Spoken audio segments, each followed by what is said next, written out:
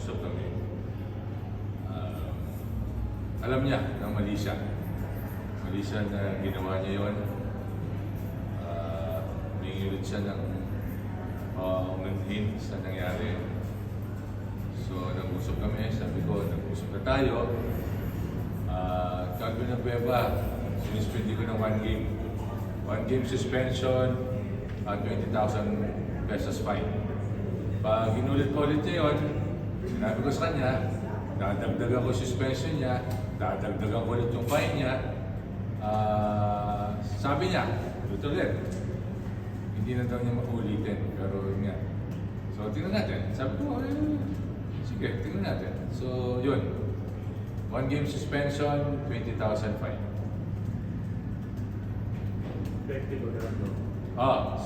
Ano ba siya na game nun? Saturday yata. So, wala si Calvin. Tapos, tinanong ko, fine yun. Sabi ko, napikon lang ako kasi minura na ako, hindi na pinansin.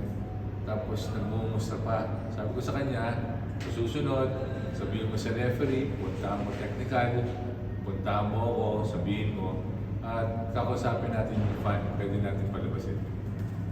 Huwag na ikaw mismo kung anong ginagawa mong mustra. Kahit kasi pangit tingnan. So, okay naman siya. Sinabihan ko din ng technical na pag may umano kay Calvin nagsumbong, sabihin agad sa atin para hindi na sa kanya. So, yun. Sabado, wala si Calvin. Na-inform na yung Na-inform na. At sinabihan ko na din si Calvin kanina. Sususpindihin ko siya. At 20,000 fine.